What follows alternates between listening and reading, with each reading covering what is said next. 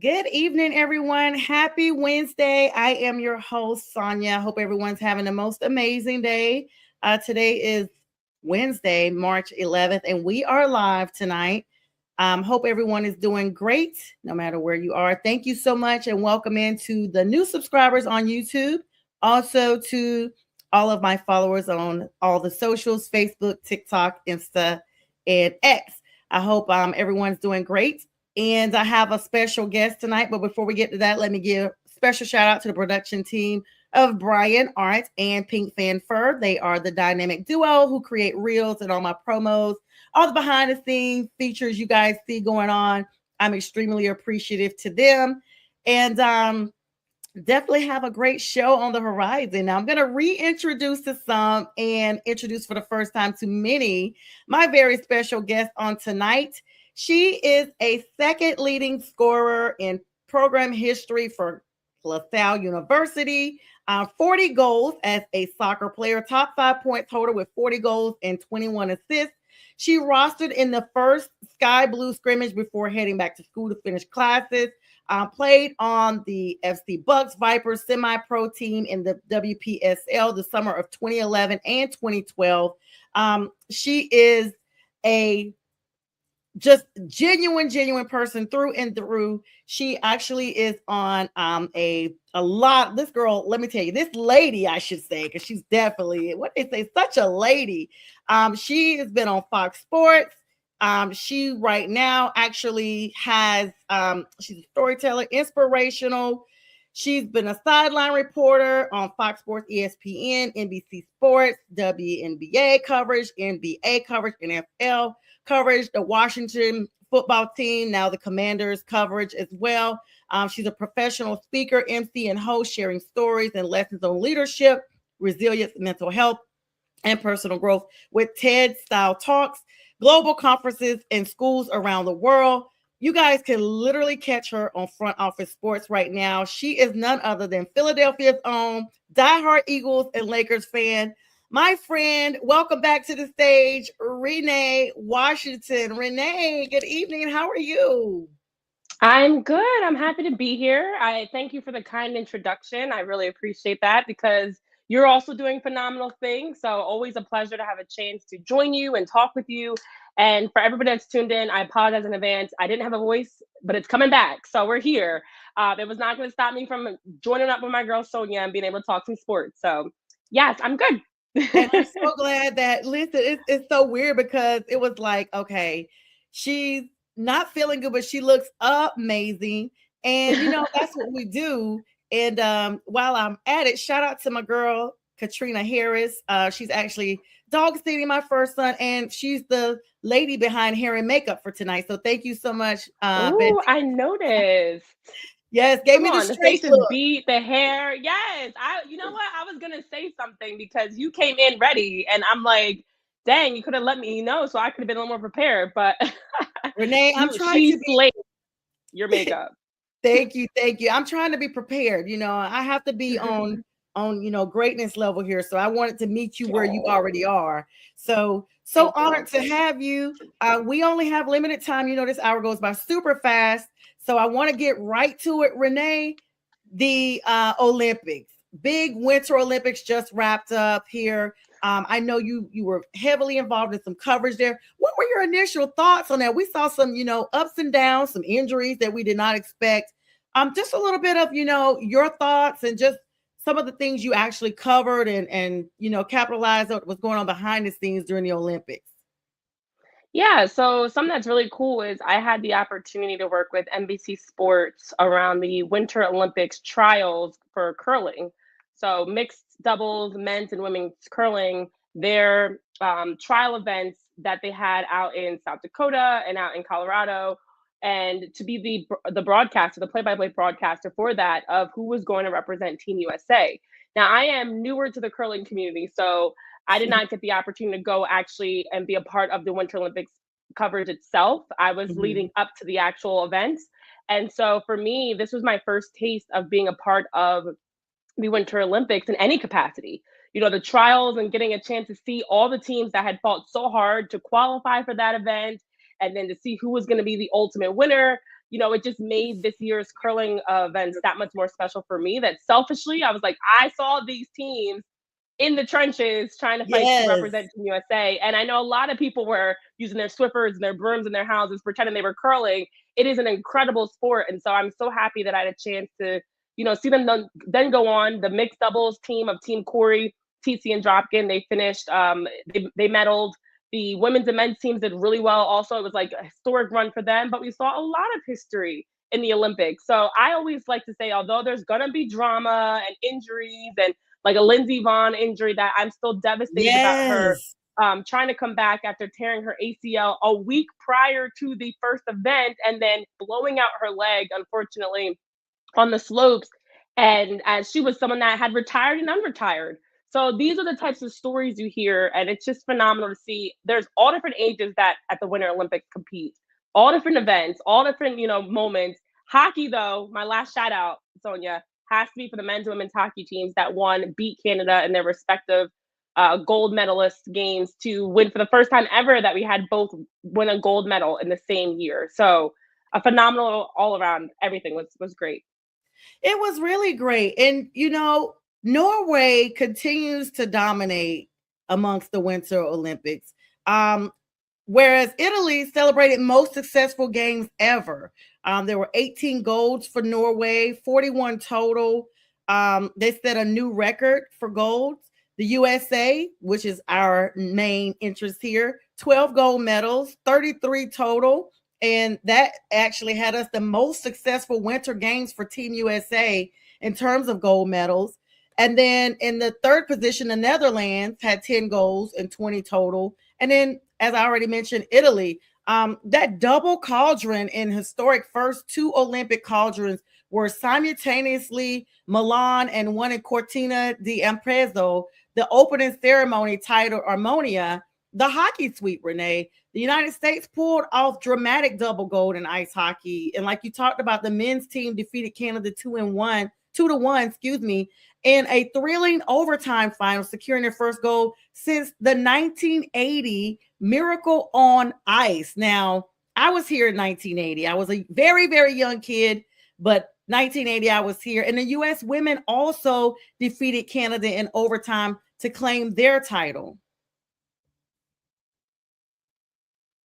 Yeah. So what makes these even better, in addition to the, as you mentioned, the record-setting 50 years since the men's team last won a gold medal, there was a very tragic story for anybody that's been closely connected to the hockey world with the Gaudreau brothers, Johnny and Matthew, who are actually Jersey natives Yes. that passed away in a car accident a year ago. Yes. And, to see the fact that, I'm sorry, that would have been 2024 now at this point. Time flies by. Yeah. To see the fact that they were supposed to be with Team USA. I know Team USA had their kids on the ice and their jerseys, and it just felt like one of those pinch me moments. I still get chills thinking about it, that the very next Winter Olympics, the US men's national team wins gold after one of the biggest tragedies that rocked the sport and the country, because they were just so young and it didn't feel real. It was devastating. Yes. One of them was expecting a child. They had young kids in Yes. general, like just so many things. And it was, to me, one of those big moments when you look at why international events like the Olympics, the World Cup, they're bigger than sports. They're so much bigger than sports. And so I think this was that reminder that this is something that, beyond the incredible 2-1 overtime win over Canada, beyond the incredible run of the success of the men and the women, and they kept rooting each other on the entire time, that you also had this special moment that we all had a chance to kind of feel like the angels, it was bigger. It was bigger than hockey in that moment. So I think it was like we had the Miracle on Ice, we had those special moments 50 years ago, and here was history being made in a whole different way. And I'm just so thankful that I had a chance to witness and be a part of it, because these are the special moments I do not take for granted in being a part of sports coverage and being a part of just the sports landscape in so many ways. Absolutely. And hello, Paul. Thanks for joining us as always. Great to see you. Renee, you literally touched right on what I was saying. Hello, Pink Fanfare, the lady behind the reels. Thank you for joining and supporting as always, Pink. You hit it right on the head. It was so, and you read my mind because I was leading right into that next. that storyline, and you're right, time does fly. I remember hearing that tragic story, and I was just thinking to myself, those two brothers were close in every sense of the way, and to both be professional athletes, the bond was surreal to know that one would go on without the other, at least in this life. And so when I saw the games, and especially when they went back over the highlights, I was like, there was no doubt in my mind that there was an angelic presence that was with, him. Like, hey, I know that my guardian angel is going to get this done. And it's almost to the point of going overtime. It made it even more noticeable because it's like, hey, keep going no matter what. And I am with you. And so to see, this team and to still even feel like you said, just thinking about it, I am, feeling very emotional about that right now because I just remember when I first read that, I just was heartbroken and just the manner it happened. It's always sad when anyone expires, but just the situation around it and the youth, like you said, one, he was about to be a dad and, Mm-hmm. just coming off of the biggest moments, if I'm not mistaken, they were not far removed from a wedding of some sort. Their Correct. sisters was getting married, Yes.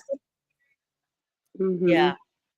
And so it's Ugh. just that's what was even more heartbreaking because as I remember the details, I was just thinking there's such a thin line between the highs and lows of life. Like you could be euphoric and within a split second, it's the complete opposite. And so, of course, we all watching as fans and just as humans, continue to send well wishes and prayers and, condolences and comfort because I know that had to be extremely emotional, but an extremely proud moment for him as well, because he knew that he still achieved what they would have achieved together. So, um, definitely the big behind the scenes, but so in the front. It's like it was behind the scenes, but it was so for those of us who knew it was right there in the front. It was front and center. It was kind of like, how is this gonna go? And then we saw it. Yeah. Yeah. And I mean, I think that's where for me, you look at all the different components of, there were some political things that happened and some other things that were negative that took Mhm, away from the joys of the moment. But to me, I try to keep it this is about the athletes. They mhm. train for years to have this opportunity. They train, once you qualify, there's been the process of the you don't just qualify and now you sit back and wait until the games happen. There's so much that these athletes have to pour into, and so to have such a devastating story for Johnny and for Matthew, again, you're so young, they're my age, and so that hit even Oh, when I'm thinking about it. I'm like, wow, that's a very when it actually takes me to like a Kobe Bryant and Gigi Bryant, the accident, like these moments that regardless who you're a fan of, regardless, even if you're not even a hockey fan, period, these are the moments that remind us, A, athletes are also human, and B, they're not immune to any tragedy or anything like that. So just more reason to enjoy these moments, celebrate these moments. And to your point about even just like the success of the various countries, one of the things that I do enjoy about the Winter Olympics, in comparison to like the Summer Olympics, obviously an entirely different slate of events. So some of these events, like we don't even know about them in the United States. I was having mhm. conversation about some of the various bobsledding events and skiing events and the different winter events because another country that maybe has more snow, more winter, the facilities for it, even a sport like curling. Curling Yeah. is big in the United States, but it's even bigger outside of the United States. So I also love when you get not only the introduction to who these athletes are, their stories, but you also get to see how each country values their respect, the different individual sports, what they kind of focus on a little bit more. And just that pride of, your country being represented and these athletes getting to represent your country and learning about them is it makes it so much more special. So it has me excited because we've got the World Cup coming up for soccer. I know I've been working with FIFA around that for some different content, but these international events, people, you have to tune in, make time while you're working. Maybe it's popped up on your phone, on the computer, whatever, because these are such historic moments that we don't get all the time. Now, I'm going to ask you, Renee, are you coming to Atlanta for the World Cup? Well, right now, I don't know my exact World Cup slate. Of course, with I'm in the Jersey area, and with Philly and New York being host cities, I definitely am looking to be there. But if somebody wants to have me in Atlanta and fly me down, please, by all means, don't twist my arm. I'll be there. But no, I think for me, for me, it's exciting because I've been able to work with FIFA specifically around hosting some of their content and shows that are giving people the behind the scenes of the history of, specifically for Philly, but the history, the culture, the sports landscape, but soccer specifically. So I'm thrilled because there's so many events, even if you're unable to get tickets, because the ticket process has been insane and Mhm. expensive, especially for like elimination games. I encourage people, go to a watch party, go out to that local bar or restaurant, like go watch the game of the people, because there are going to be so many phenomenal events around FIFA in the respective communities, but Mhm. especially even beyond that, that are going to create these activations and must be at events for people. So I don't know where I'm going to be yet. I'm actually having conversations to finalize it, but I know I'll be somewhere having fun, watching the games, enjoying all the matches, the tailgating, the vibes, the culture. It's gonna be fantastic. I had to ask because I'm here in Atlanta, and Of Atlanta's going course. to host 5 group stage matches and 3 knockout rounds for the FIFA. So, we are one of the host cities, and so I was like, "Well, is Renee coming to my city? I will have to grab lunch with her." See. We will see. Mercedes Benz. So I know we'll talk offline about that. Feel free to be like, "Girl, I'm coming." I'm like, "Oh my gosh, yes, definitely." So yeah, so that's of course the big story for the summer there. But another thing, the Winter Paralympics. I always really honor and love how we always recognize the wheelchair curling mixture doubles that occurred. Just today, honestly, history was made as the first ever Paralympic champions in this discipline were crowned. The gold went to China. Wang Mings and Yang Yinkyo defeated South Korea 9-7 in a tense match that went to an extra end. That was just today, Renee. And the bronze went to Latvia, won its first ever Winter Paralympic medal in any sport, defeating the USA, sadly, 11-10 in another extra end thriller. So they're still ongoing with the Paralympics, which kicked off March 6th and it will end on the 15th. So just a few more days here. Semifinals going on March 13th, and the gold medal game is on March 14th. Yeah, and I think that's something for people. Oftentimes they'll say, "Oh, the Winter Olympics are over," and yes, they are, but it's the start of the Paralympics, and Mm-hmm. there are some insanely incredible athletes for what they're able Yes. to do. With whatever it is they're physically limited Mhm. around in terms of maybe being in a wheelchair, or whatever. But make no mistake about it, this is. I watched actually some of the curling Paralympics as well, since they were happening during the mixed. Sorry, during the Winter Olympics trials that I was broadcasting, so I had a chance to see them in person because they were on a sheet beside us, and so as I was watching, I'm like, wow, they're doing things that I have never seen before. Like it's just they're so talented. They're so able to use their own skills and abilities to be able to do things that like I know I could never even attempt to try. Yes. So I do think people sleep on the Paralympics a little bit, but there are some really phenomenal games because they are different, and much like I was mentioning about learning about new um, sports and things, like the Paralympics opens your eyes to even newer things that you did not recognize existed, of like how they're having their respective events, how they're competing. It's different rules. There's some tweaks and changes to some of the different events that makes them unique in themselves. So I love being able to learn about all of that because there's so much to unpack.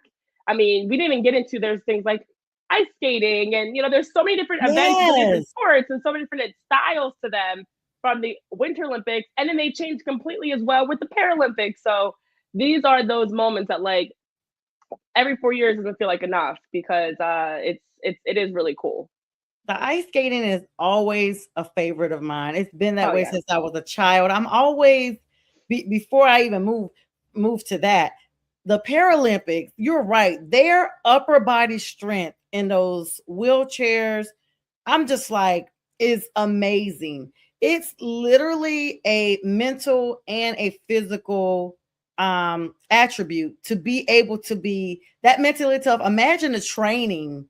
They always say when you lose one sense or one limb or whatever, that you get stronger elsewhere. And I just know from like having a couple of surgeries and being limited 2 or 3 months, like with a limb or whatever, not being able to use it. I literally was in a wheelchair, and I just remember thinking, wow, this is such a humbling experience, because imagine if this is how I was the rest of my life. And I got a chance to see how people treat people that are in those positions. I actually went to a game, Mm-hmm. Renee. I went to 2 games. One, I was in a wheelchair. The second game, I was on a knee scooter. I had been upgraded.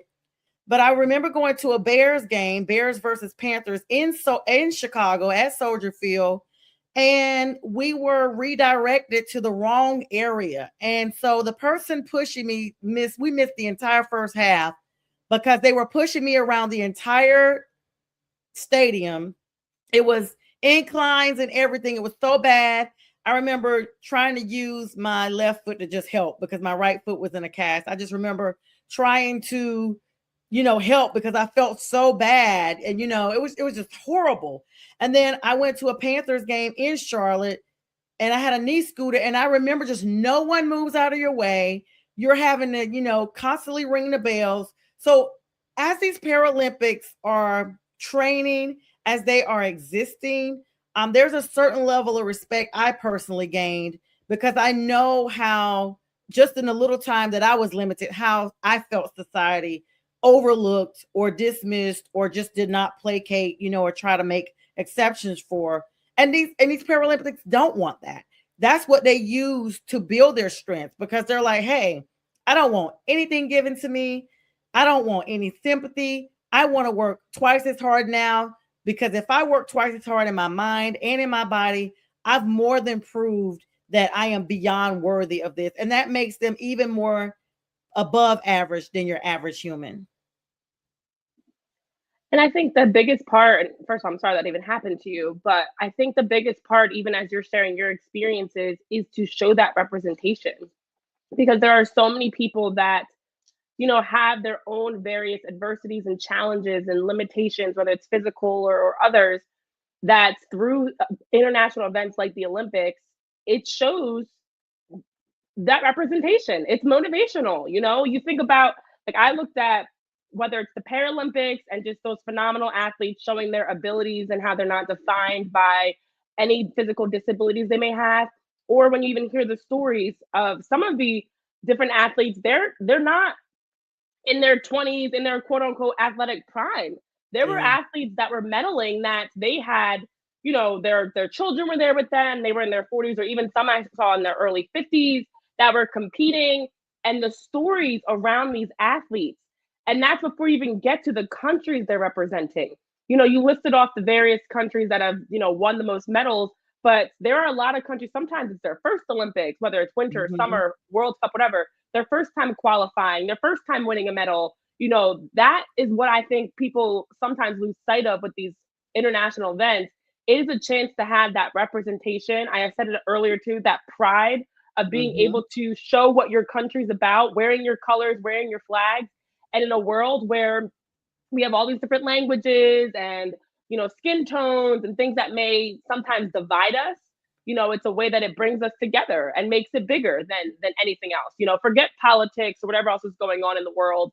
It is a chance for people to just come together and compete, and I love seeing those moments of the first. I was just like, as the Olympics was rolling on, just seeing more and more of those like news stories and feel good stories of Yes. 50-year-old so and so, medals for the first time, or whatever the stories may have been. So it is such a remarkable thing because, to your point about the Paralympics, the Olympics as a whole, Paralympics and Olympics, do such a great job of bringing you in to those Mhm. stories and moments and the authenticity of those raw, vulnerable moments. There was a figure skater that lost his parents and was still skating, like was skating for the first time, competing for the first, like those types of stories. It's just wow, it again, it brings chills to me when I see those things happen. Yeah, I like how you said that, Renee, because it kind of like, I don't know. I'm sure with you being on the professional scene and reporting all the time, sometimes you'll probably have, a script that you all are going to talk about, but then you'll have ideas in your mind like, you know what? That would be so amazing to add to this because I just know that's going to bless someone. That's going to help someone. And so for people that are coming in, you'll notice the name change. It's still Prim and Proper Sports, but I just launched the legal score as of last week because, as everyone knows, I'm on my law school journey, and then score. You score for law, and you also score in sports, and so it gives me an opportunity to talk offline a little bit. When I say offline, even though we're online, talk offline a little bit, like a little segue for things that are not necessarily directed to NFL, MLB, NBA, CFP. It could be, hey, by the way, I think this will bless this person, so let me add this in. And it's been really advantageous. And by the way, I want to thank everybody because they have been extremely supportive. We've had over 5,900 views since this started last week on the platform. So I want to thank you all for that. But Renee, I'm gonna close this segment out with saying this. I am extremely impressed that they not only are, thank you so much, Paul. We'll see you soon. That they are embracing not for that, but I'm 51. I just turned 51.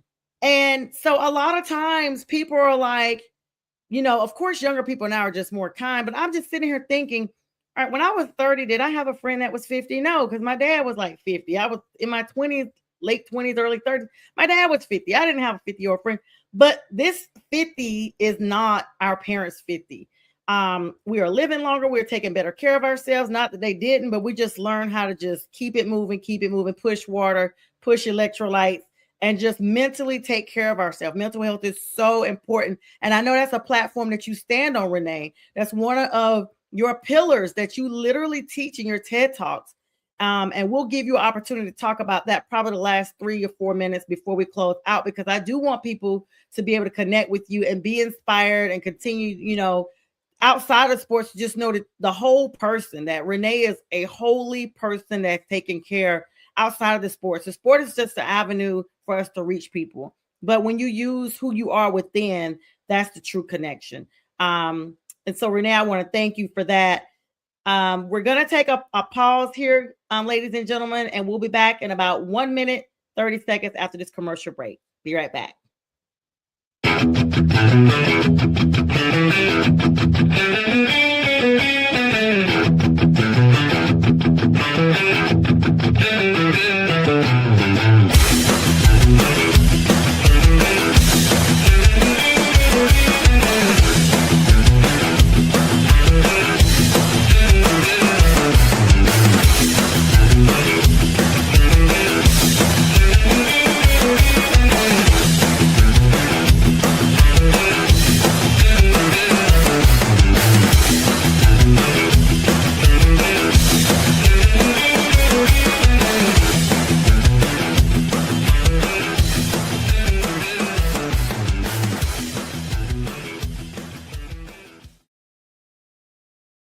That time goes by so fast. Hi, everybody. Welcome to our second segment.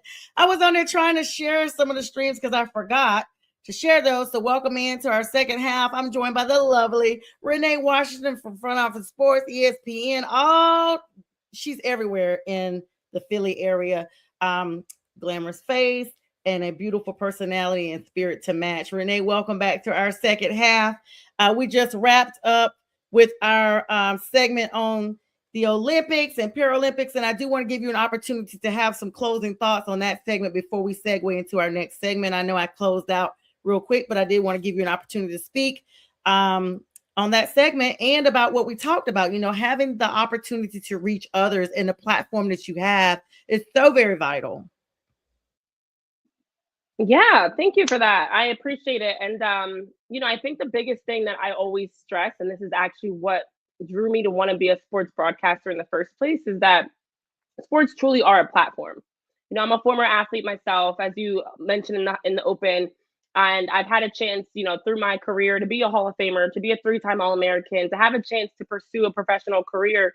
And through that, I saw not only the gaps that were missing in sports for athletes, but the gaps and the opportunities, I should say, even that sports can transcend beyond what's happening on the pitch or on the scoreboard. And so I always said, like, for me, my mission in working in sports broadcasting was to be able to use my platform, to be able to provide a voice for the voiceless, to be able to connect through sports. Because regardless who you're a fan of, I'm an Eagles fan, I'm a LeBron and Lakers fan, I'm actually also a Sixers fan, so it's conflicting. But regardless who you're a fan of, at the end of the day, we can trash talk, we can cheer and watch a game together, but it's just sports. And I think it unites people in such a way, whether you are fans or rivals, that is very unique. And I know you Mhm. touched on it earlier, but that is why I've actively been so big in my season right now of going all in to pursue and do more, I should say, in the space of professional speaking, because I love all the game broadcasts I do. I love the shows that I've been able to host. I love that I've been able to work with so many different networks, but it's bigger than me. It truly is. And I want to ensure that what I'm doing has meaning and value, especially to continue to move the conversation. And so I love the opportunities, whether it's a TED Talk or I was just on a panel prior to this, being a part of events as a keynote speaker and hosting them, whatever it may be, to help be able to share some of my experiences and stories. So I think as we're wrapping up our Winter Olympics talk, that's a prime example. Way bigger than how many gold medals were won and how many records were shattered. Those are very important too, don't get me wrong. But it's Yeah. also about the stories, the representation, the pride, the community, the way it brings people together, the way that we can celebrate together or even mourn together when you look at stories like Johnny and Matthew for Mhm. hockey. So sports are bigger. Sports have always been bigger. It's music, it's politics, it's culture, it's fashion, it's legal. It does cross over into so many different Mhm. avenues. And it's time, I know for myself, I've been embracing that and using that as a way to open the door for more messages and speaking engagements and things like that. Absolutely. And what's up, J Train? My colleague and friend and brother from Friday with the Fellas got a big birthday coming up tomorrow. So happy early birthday to him. And he'll be on with us Friday, the 13th. But Renee, you are absolutely right. And I don't know if it's just for me, but it sounds like it's for you as well. They say with age comes wisdom. And I literally every day when I get up and I meditate and I pray and I journal and I thank God, like, okay, thank you, God, for the growth, for the wisdom, for giving me time and space to repair those things I need to repair, and for me to make the connections with people I'm supposed to make the connections with. Because I really do think everything in life is a puzzle. We all are part of one huge puzzle. That's how I look at it. And I tell everyone, God has a plan. I'm just here to execute it. And if I remember that, and there's been some really difficult days, and I'm sure they are with anybody who's put their hand and mind to something that they just are not 1000% sure they can do.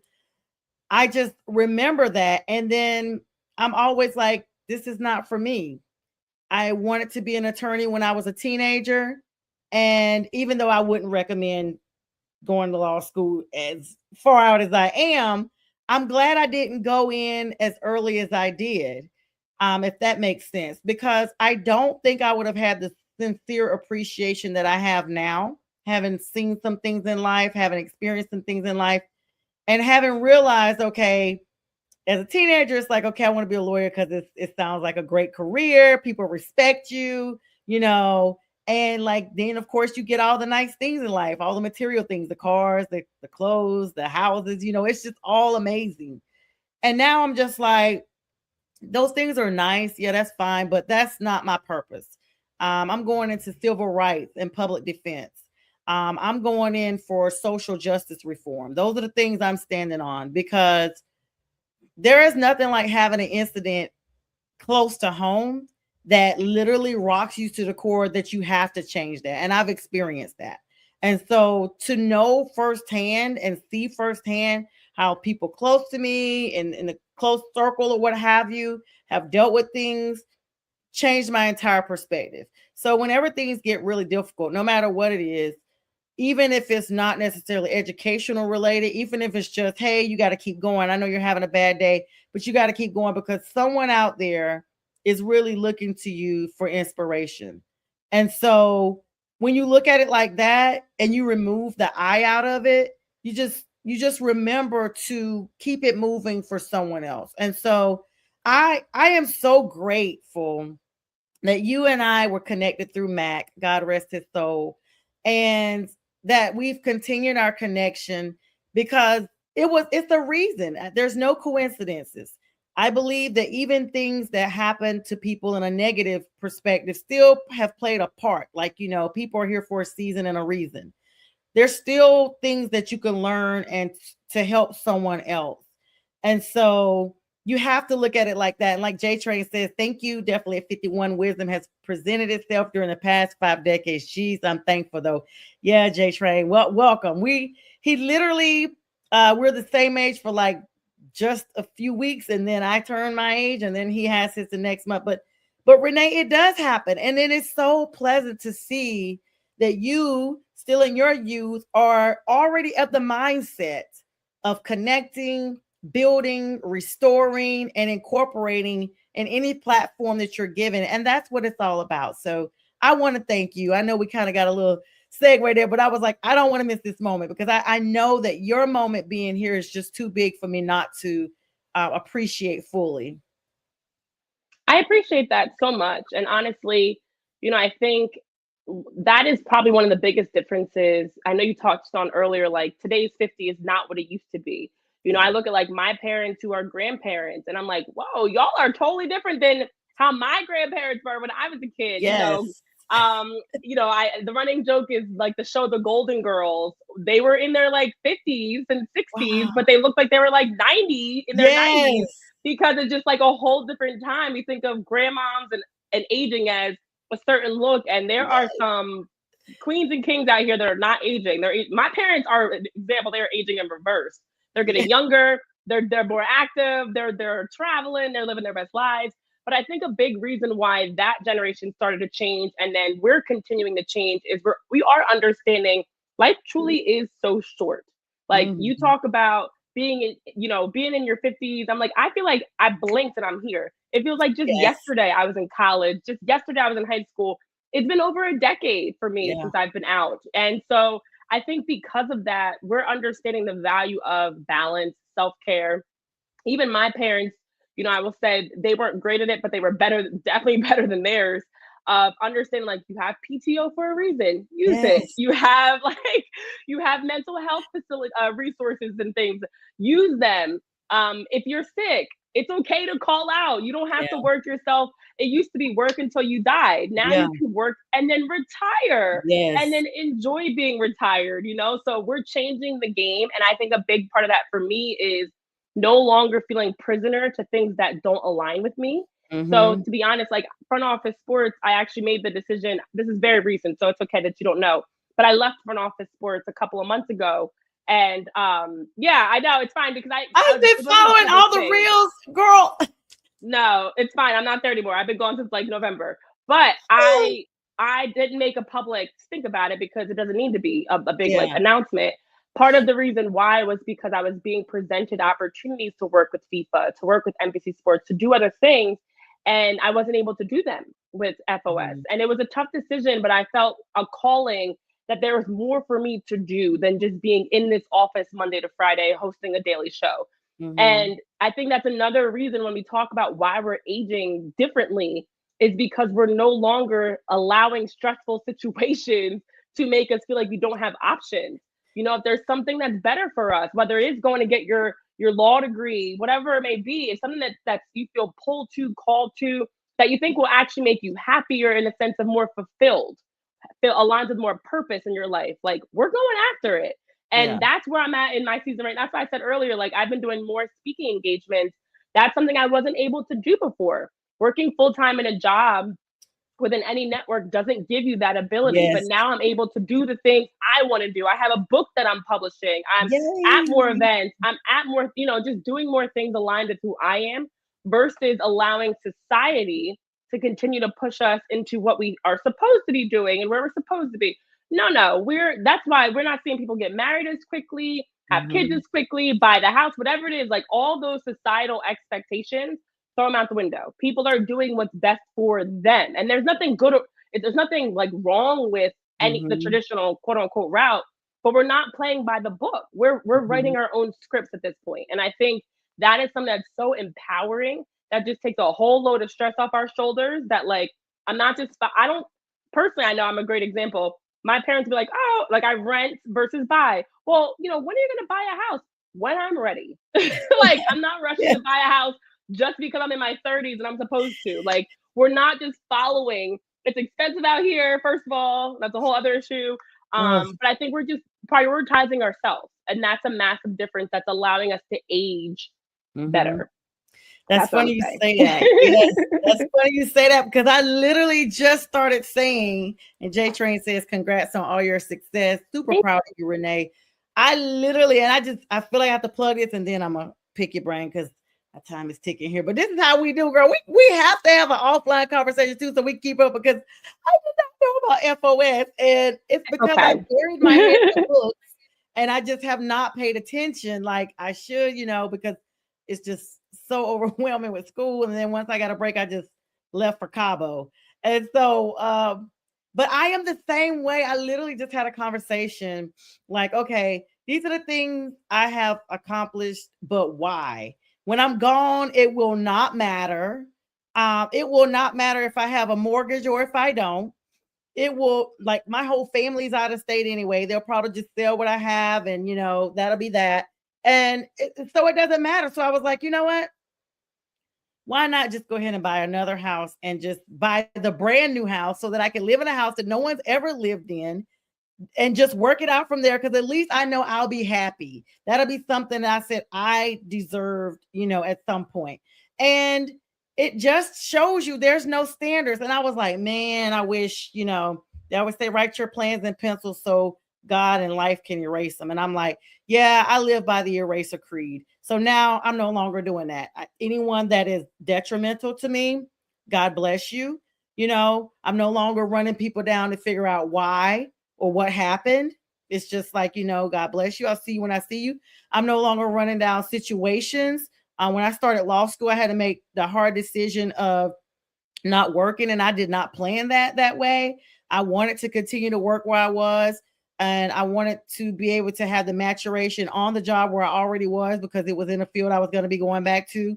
And I was not fortunate enough to have the support of a specific person who was now in charge of more stuff than they originally were when I started with the office because the main official had retired. So I wasn't afforded that. And I was like, for a while it bothered me. Then I was like, you know what? It's okay because it literally is true. And I've seen it where one door closes, several more will open, not just another, but several. I mean, it'll be like a revolving door open with no revolve. And so I live by that creed, Renee, and I'm glad to know that you do that. Speaking of doors closing and opening, this is the perfect segue. We have about 14 minutes because I want to give you the last couple to talk about what you do, Renee. Just a shock here. Today, of course, marking the official start of the 2026 NFL League year. At 4 o'clock today, the legal tampering period has officially ended, even though we've been seeing stuff go around all week long with different contracts, executions of trades. The big story, though, Renee, that was the domino effect of this entire week was the Max Crosby trade from the Las Vegas Raiders to the Baltimore Ravens, only to not successfully pass their physical, physical, I guess you could just say physical or health inspection or whatever they want to call it, health inspection like it's meat. But they couldn't pass the health requirements. He's back with Las Vegas, and then they turn around and sign Trey Hendrickson, and it's just been a domino effect the entire week. First of all, how shocked were you that this occurred? First of all, how shocked were you that Max was traded? Now we know we've seen some up and down little hiccups with him not being that happy with the Raiders for a little bit. How shocked were you starting from that point? and then moving that he was traded, and then you can add in the other parts. Sure, sure. So first, I had heard rumors. Max Crosby is one of those names. When you look across the league, there are a few different talents as well that are a really good player on a really bad team. And the Raiders are they're always in rebuild mode. They've been trying to figure out their head coach. They've been trying to figure out quarterback. They've been trying to figure everything out. So Max Crosby, even I mean, we think last year he signed a historic deal to stay with the Raiders, but you're on a bad team. So it's like, do you value the money or do you value being a part of a team that's at least in playoff contention? So it was no surprise when the Raiders had a rough year this year that he was someone to keep an eye on. And I know rumors had him potentially linked to like the Dallas Cowboys and some other teams. And the Ravens, what makes it even crazier, to be honest, is I didn't really hear as much about the Ravens. And then Baltimore swoops in out of nowhere to steal him. And the difference was they were able to supply 2 first-round draft picks, whereas apparently the Cowboys were only willing to provide 1. And so the Raiders wanted the extra first-round draft pick. So that additional draft pick is what made that trade go through. Now, if we remember, Max Crosby during the season was at a tough crossroads of like, they were clearly done. They were clearly not doing anything, postseason wise. And his meniscus was an issue. And it was, do you stop playing games and go get your meniscus taken care of? Or do you try to finish out the season? And Max Crosby waited until January. I don't remember the exact month of when he could have gotten it, but I believe it was a little bit sooner. But anyways, in January, when he got his meniscus repaired, apparently this is why he failed his physical. The Ravens training staff didn't find that the knee was where it should be, essentially. Like he didn't pass because they showed that there were some medical concerns around his recovery from his surgery on his meniscus. And that makes sense because you don't want a player that you're going to bring in. We've seen this all the time. You bring them in and they're recovering from an injury and they're unable to play. And now you've made this massive trade and he's not even ready to play for you this season. So he's not the only available big name out there, which is why I think it does make sense. All trades and deals are pending physicals. Mm-hmm. They're never complete. And on top of that, they couldn't actually be official until today anyways, because today, March 11th, marked the official start where it was the change of kind of the new year. So this is the new year for football where like now any moves that are happening are considered 2026, 2027 season moves. So that makes sense to me. It wasn't official. It's just annoying because of the social media world we're in. All these deals are getting announced Monday, Tuesday, Sunday even, but they're not official yet. So truth be told, any team could back out of a deal before Wednesday, before they actually put ink on paper. And I think it makes sense, but I did hear reports about like now people are questioning the Ravens even because, this does take away from your credibility if a team's negotiating with you to know that you might pull out of a deal and not honor and go through with that. So now Max Crosby goes back to the Raiders. Like, thank goodness nothing was said toxic or anything like that with the trade deal. That's why players usually wait a beat, before they send that little post or whatever. But then I think for them to be able to swoop in and still grab Trey Hendrickson, who's similarly to Max Crosby, also he very vocally wanted out of Cincinnati. He was top in the NFL 2 seasons ago in tackles. He's got all these incredible accolades. He has his name, but another player, very good on a bad team, and another player, unlike Max Crosby, though, that did not get paid last offseason. Mm-hmm. I remember he was in a holdout. They were trying to undercut what he was requesting for his contract.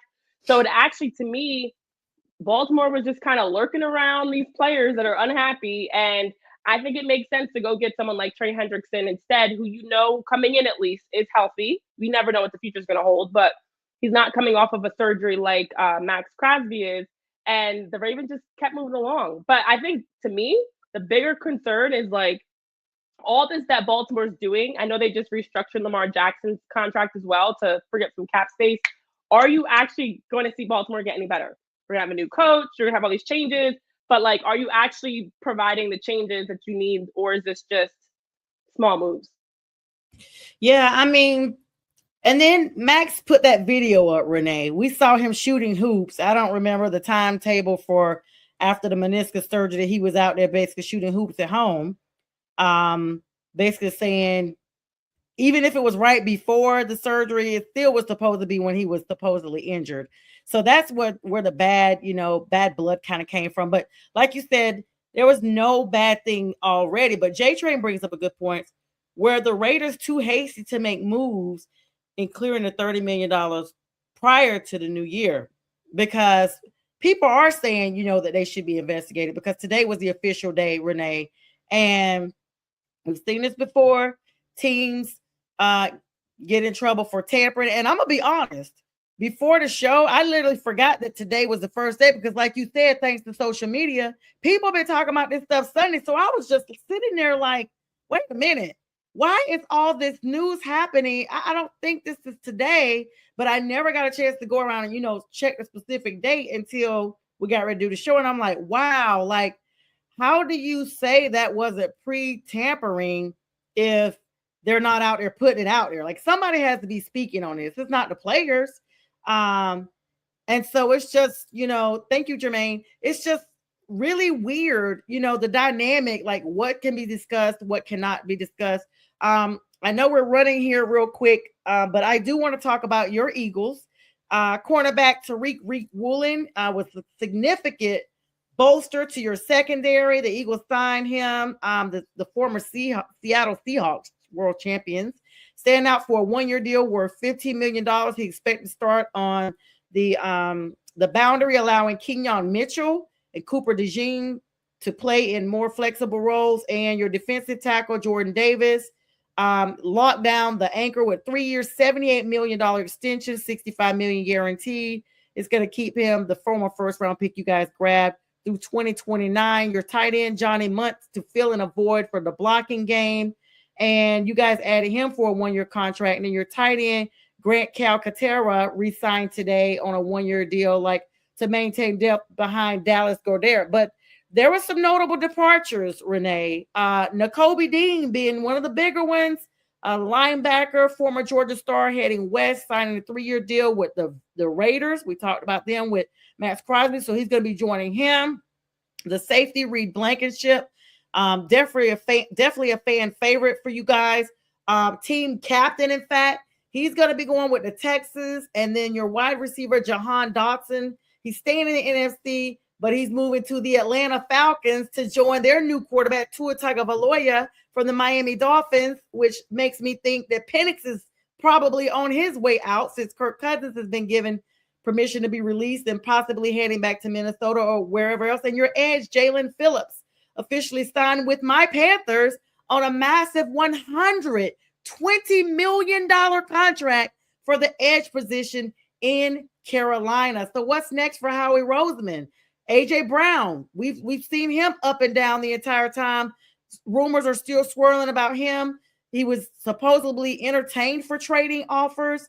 And then Trent McDuffie, the blockbuster move that goes down with him, is reportedly cooling the market for a potential veteran swap. Just a lot going on in Philadelphia. Renee, what can you tell me? Yeah. This is part of what free agency period brings, because there are a lot of names out there that are free agents, and a guy like Reed Blankenship or even a Kobe Dean, like, we knew they probably weren't coming back to Philly. Nothing so far has surprised me for the Eagles move specifically, but in general, nothing. I don't think I've had a single move that I've seen around the NFL that surprised me. Like the Falcons, Michael Penix Jr., who was injured last season, and you had Kirk Cousins, who, to be honest, isn't ready to step in to be a starter for many games as a backup. You needed a better quarterback room. So you bring in Tua, who was clearly not a good fit with Miami anymore, as they've been clearing out a lot of guys. I know the Colts had an opportunity to re-sign with Daniel Jones. Like, all these moves that we're seeing, to me, are the necessary moves. Because, A, with free agency, you can't wait. And that's why, forget a Wednesday timeline. Like, people, the moment you can start having conversations with agents, they're having these conversations. The tampering rules, whatever people want to say, again, throw those out the window also, because you can't wait. If you wait for a Trey Hendrickson or Max Crosby or, even Tariq Woolen, whoever else, and Kenneth Walker III might be the only one that kind of surprised me, but I'm not surprised. He was going to be a free agent. We knew that going into the Super Bowl, And to be honest, him winning Super Bowl MVP just increased his stock when he became a free agent. And it comes down to, can teams afford to keep their guys? And I had this conversation around the DJ Moore news of his trade from Chicago. I To had this Buffalo. conversation around, Mhm. yeah, I had this conversation around Kenneth Walker III. Teams can't afford to pay these players once they reach a certain threshold. They have, unfortunately, with cap space and things like that, you have to make tough decisions. Do you want to have that one big name and then fill in the pieces with some 1 year contracts here and there? Maybe. I don't think there's such thing as a bad 1 year deal. So a guy like Tariq Woolen being signed to the Eagles, like, take a chance on him. He's not going to be a first option. He's going to add some depth to the position and give some versatility. The Eagles have been wanting that anyways in terms of different roles, their secondary, their D-line in general. They've been wanting some versatility of different, defensive fronts and defensive looks they can bring. So I think it just adds to the system. I don't think he's someone that's going to come in and now suddenly the Eagles are even better. I think he's just going to be a role piece. So to be honest, the move was kind of like, cool. But I do think for me now, this is kind of like the preliminaries, like those names, as I mentioned, that we knew were going to be free agents. Once free agency period opens up, people are chomping at the bit to have the biggest bid. That's why Max Crosby's Mhm. deal originally with Dallas got outbid. The moment some numbers start hitting the table and agents can go to these teams and say, hey, this team offered me this, what are you going to do to beat that offer? Now moves are getting done before we even have an official pen to paper. So this is normal. The ones we have to keep an eye on is this next phase. Like, I'm right now kind of like, okay, cool. You're tying up loose ends, you're Mhm. filling in some pieces. It's this next phase, like the AJ Browns of the world that we've been hearing rumors about getting moved. And I would love to keep AJ Brown, to be honest. I'm a fan. I think that the coaching, this is a whole hour's conversation in itself. The coaching lost the locker room as a whole. Yeah. It's not just AJ Brown, but the difference is AJ Brown's not that guy that's going to sit back quietly and be politically correct.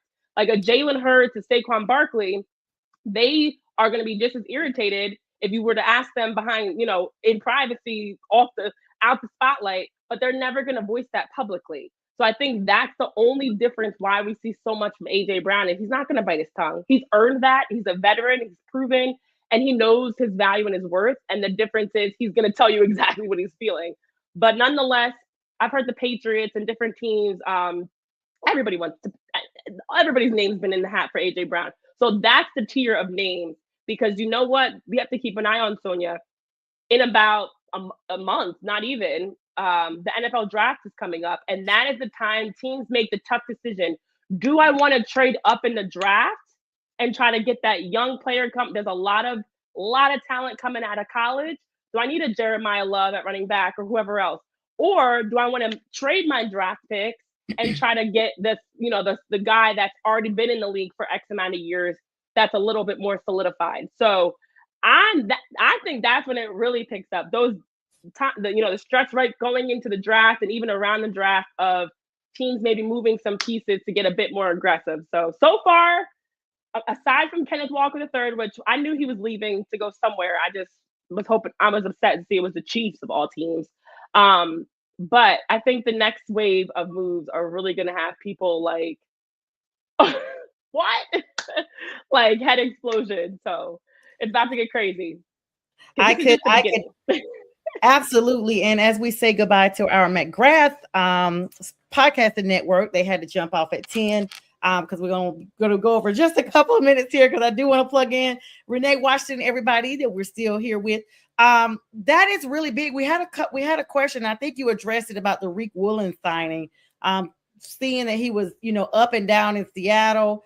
And then Pink mentioned the Panthers. Now, you guys have given us Jalen Phillips. We're excited about him. He's going to be the premier pass rusher to solve their team's sacks problems. We also got Devin Lloyd from the Jaguars. John Michie III rejoins Bryce Young from the Jets. He's the Alabama standout, and they reunited there. Kenny Pickett was a shock for me from your Eagles, the backup quarterback. The last I heard of Kenny, I thought he was still in Pittsburgh. I totally missed that he was in Philadelphia. And he left us too. He was with Yeah. Cleveland, and he was with the Raiders, I think it Yeah. was. He's been all over. Yeah, so now he's with us, and then we got Luke Fortner from the Jaguars and Stone Forsythe from the Raiders. It looks like the Raiders are cleaning house for real. But Renee, it's been a lot of big names. I mean, you guys have cleaned out a lot of people. I guess this, even though you guys are only like a year or two removed from the Super Bowl, it just lets you know that it's not a high tolerance for not being the best. Like it's literally like, what have you done for me lately? And it's like, okay, no, we won the Super Bowl 2, 3 seasons ago. Like, that's very recent. How can you just go through and just pull the chair out from everybody and start from scratch? But like you said, and I've actually heard this even as recent as over a year ago with another Eagles guest that was on here, the Philly sports guy. There's been some issues, in the locker room.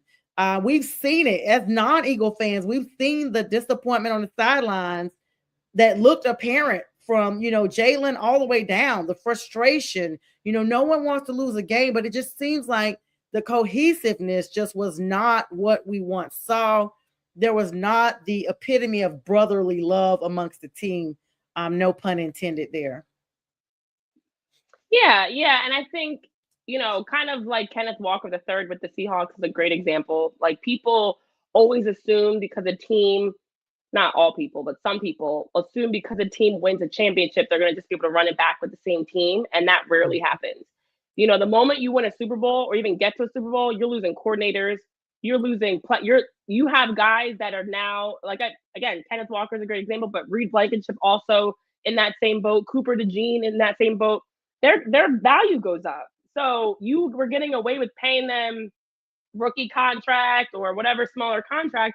And now that you win a Super Bowl, and Coop is a great example because he was fantastic with his pick six and his birthday. And, Mm-hmm. people were talking about him so much more that he had so much attention on him. Guess what that means? Cha-ching, cha-ching, cha-ching. Now Mm-hmm. his agent can go drive his value and contract talks up higher. So, regardless of who the team is, very few teams, unless you're like the Dodgers in baseball, very few teams can find a way to afford to pay players after they win a title because you're not going to be able to afford to keep everyone. So that's why guys like Reek Woolen, you take a chance on that maybe we can get, if he's not our top option and he's second or third string, we can use him more sparingly. Maybe we can get enough out of him that it makes the deal worth it. You're trying to kind of tinker with that middle of the lineup to figure out those pieces because you're going to have to pay your top guys a bag. And Mm-hmm. with the way the NFL contracts are and the salaries cap and everything, they're very, very, again, unlike baseball, which they just have a monopoly money of how teams can work around salary caps and things, but there's none truly. Football is very, very strict on meeting those cap numbers. So beyond even locker room issues, you just can't afford people. And then on top of that, like as I mentioned before, what people lose sight of is everything with the Eagles absolutely started with the coaching staff.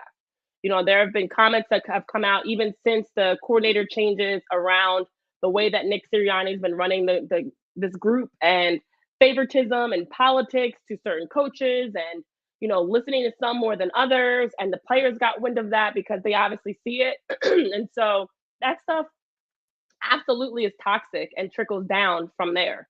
And that's literally what's led to what we saw play out publicly was a result of everything that was going on behind the scenes. That's why I said with AJ Brown, he just wasn't going to sit and quietly take it. There was frustration Mm-hmm. because there were schemes and play calling and things being done that was undermining other coordinators, other coaches, the players, and favoritism towards Nick Sirianni's buddies. And Kevin Patullo, for example, that's one of his guys that he was trying to, for whatever reason, listening to more than anybody else. So I'm hoping that, with the coaching changes and, all the different restructuring we're seeing with the staff, like hopefully that will help change the culture, but it doesn't happen overnight. That stuff takes time. So overall, I'm not panicking at the end of the day because the Eagles they still have their core. They lost a ton of guys after winning the Super Bowl, and they're going to lose and have already lost a few so far. So that's how sports work. That's why dynasties are so special that teams can run it back because you do not have the same team. So we are seeing some quarterbacks or players that might restructure their contract. Like Josh Allen and Lamar Jackson just did, restructuring their contracts. Patrick Mahomes just did it, trying to find ways to say, hey, you know what? I'll take a pay cut so you can keep my teammates here. But the reality is, it requires some sacrifice from someone to keep a Super Bowl type of a team. So we'll see what happens, though.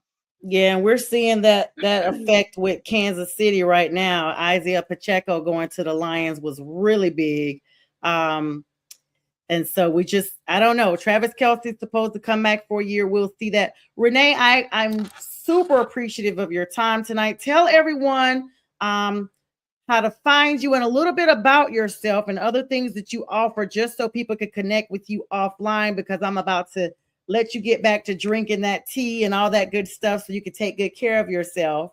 Yes, the medicine is running out. I apologize, folks. I didn't even have a voice, so I'm glad we're able to make this happen. But I am everywhere as it says on the screen, but Renee P. Washington on all things social media. On X, I'm just Renee P. Wash. And then in terms of, I have a website, reneepwashington.com, where you can see all the different things that I do. I am a sports broadcaster, but I'm so much more than just that.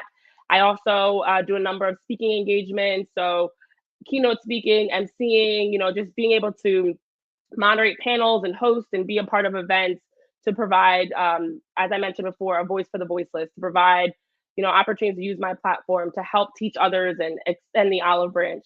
And I do a number of workshops as well, whether they're one-on-one workshops or group workshops, just a lot in this space. That's actually what my master's is in, educational leadership, but a lot in the space of pouring into others and taking things that I've been able to learn and experience to pay it forward.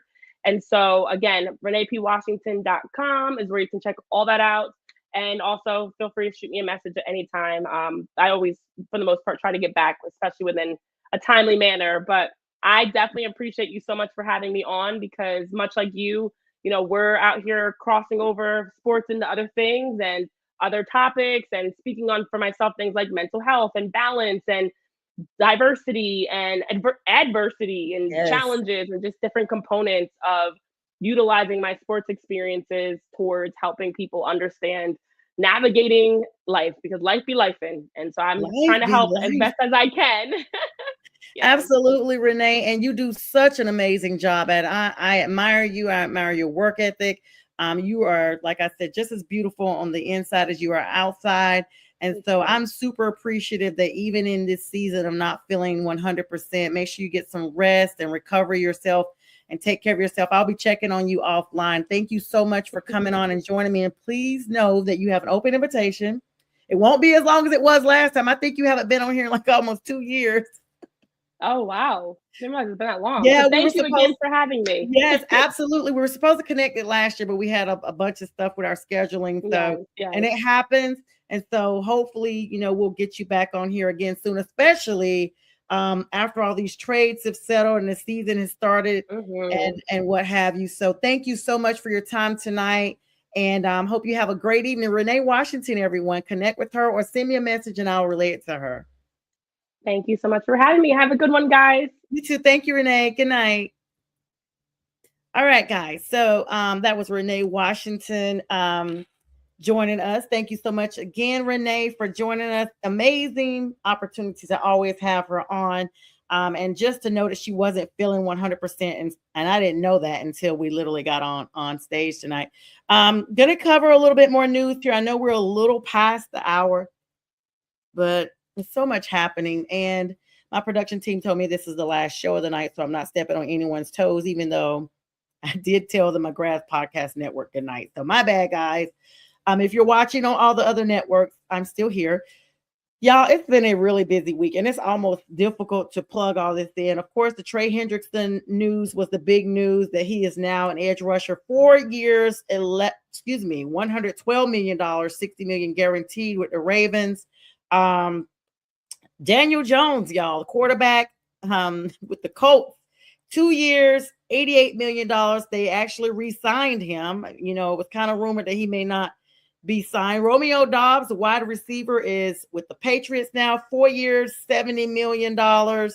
A 3 years, $60 million has gone to Boye Mafe from the edge with the Bengals. Isaiah Pacheco, that was a shocker for me, out of Kansas City. Now with the Detroit Lions, the big news running back, multi-year contract replacing David Montgomery. You guys know Monty left last week. And acquired via trade from the Cowboys was Osa Odigweya. I hope I said that right. Odigweya, defensive tackle for the 49ers. The 49ers also have got Tampa Bay's own, and that's going to be a big thing. Okay, so let me go ahead and plug that in right now. Mike Evans, y'all. 12 seasons with Tampa Bay, 11 consecutive seasons of 1,000+ yards performance. Trading one Bay for the other. Tampa Bay to 49ers, San Francisco, the Bay Area. This is big news, guys, because he said it was not personal. There wasn't one thing specifically that happened, but he just wanted to go to a team that he felt like was going to be playoff contenders and possible champions while he still has it in him. And to me, as a Panthers fan, y'all, we've seen the downward spiral of Tampa Bay last season. I just did not put into that they were just going to continue to be a downward spiral. Those guys played pretty solid. I mean, they had some bad games within the division, but I don't know if I was just ready to say that Mike Evans could kind of voice that he didn't think that team was going to be where he needed to be with his talents.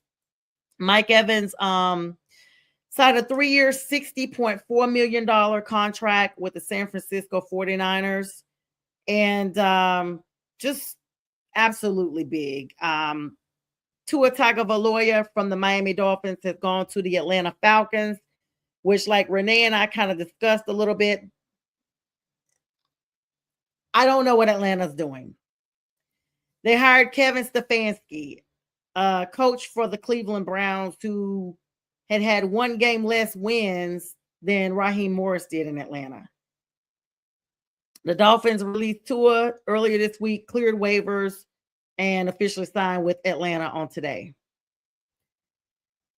Because the Dolphins are on the hook for $54 million guaranteed salary this year for Tua, the Falcons basically got him for pocket change, especially because they just finished paying off Kirk Cousins. His first year deal, he's only going to be getting $1.3 million. And I say only because he's a player. This is a veteran minimum. They literally got him for the minimum amount of money that the NFL requires that veterans be paid.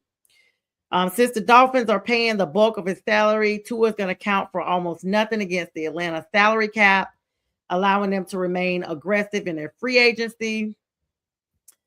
Michael Penix Jr., this injury that he had, and you guys could go back in my vaults. When Atlanta drafted Michael Penix Jr., at the draft, they literally called Kirk Cousins at the draft. Like, hey, guess what, Kirk? You may not be our starter. We're going to go ahead and call up Michael Penix Jr. You know, Kirk's just like, okay, I'll root at my family, but, you know, we're here. Fans got disgusted by Kirk Cousins' performance, and they wanted to see Michael Penix Jr. Michael Penix Jr. signed from the time he came in, had injuries to all 4 quadrants of his body. He's had all these procedures and everything, and I talked about that extensively. And I was like, what is Atlanta doing? Why would they draft a quarterback who's already documented as being injured on a regular basis? And people, you know, had little comments. They were comebacks and comments. They were like, well, he wasn't injured the last season of his college year, his senior year. Oh, okay. All right. Gotcha.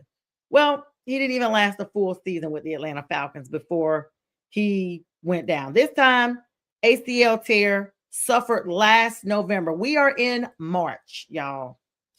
I think they said the expected recovery for ACL is about 18 months. So they're saying he's on track for August, which will still not be 18 months. But Tua is going to be basically their starter. Watch what I tell you. Because I don't think that Michael Penix Jr. is going to be ready for week 1. Of course, Kirk Cousins was officially released as of today, with June 1st being his actual designation day. 2 years in Atlanta and a whole lot of money and a whole lot of drama around him, and he's done. Um, they're thinking that Tua is going to bring a quick game offensive scheme to the Falcons, and I just don't know. Jahan Dotson, the wide receiver, signed a 2-year, $17 million deal to give Tua or Penix a reliable vertical threat. The team did bring back a 1-year deal on wide receiver Olamide Zaccheaus and tight end. And then the defensive actually added defensive end Cameron Thomas and Chris Williams. The salary cap guys went up to $301.2 million this year. It was aggressively high. I feel like every season they are getting a chance to bring more and more people up. The offense of the New Orleans Saints has been stacked. They brought in a lot of people. Let me go to my little notes over here. They brought in a lot of people, guys. Of course, Tyler Shuck's still going to be there front and center, but they got Etienne on that lot now with their offensive line. And you have to kind of look around and think, okay, these teams are making a lot of moves early on, and what does that look like overall? So you first look at it like this. It started off with a lot of different teams.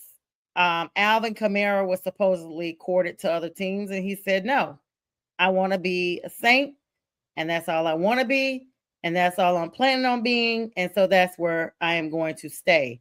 So when you look at that, you are literally thinking, just like what people were thinking as the season was wrapping up last season, that the Saints may be for real.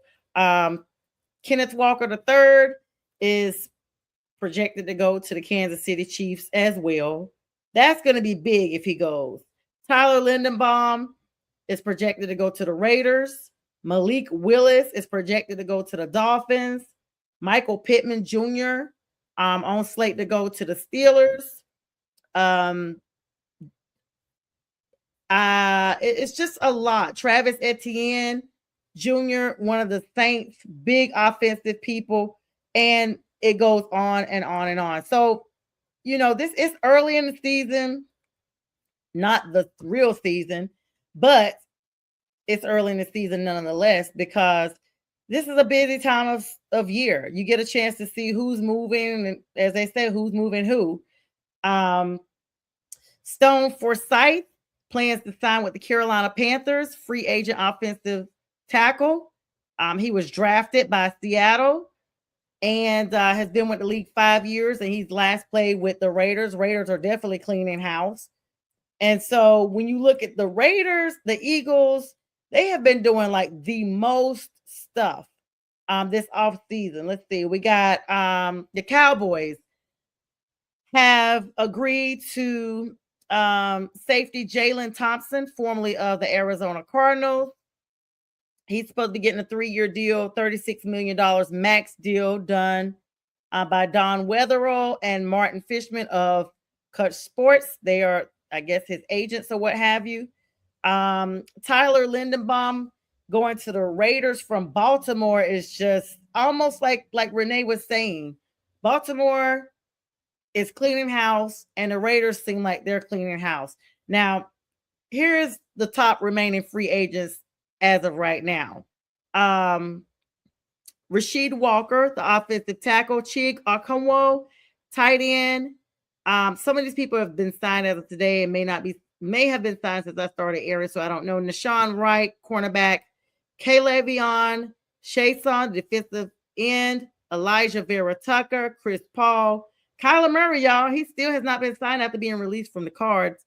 Taylor Decker, Braden Smith, Calvin Austin III, Deebo Samuel. I haven't heard anything about him. Wide receiver, Jawan Jennings, Wyatt Teller, Jaquan Brisker, Caden Ellis, Leo Chenal, Dallas Goedert is a tight end and still a free agent at this moment, and Rashad White, the running back. So a lot of people are going to be making moves between the next couple of days to get these people situated.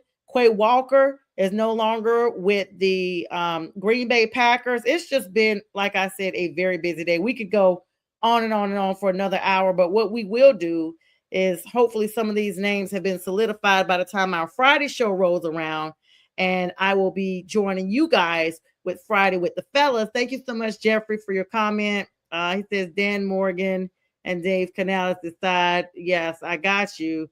Signing him to a big deal and bringing him to Carolinas, and definitely saying about the Super Bowls. Got you. Yes, Jeffrey, always great to see you as well. And with that, we will join everybody on Friday, 9 p.m. sharp for Friday with the fellas. By the way, make sure you guys stay tuned on this platform. Shows all around from McGrath Podcast Network. With that, I will bid you guys all a good night.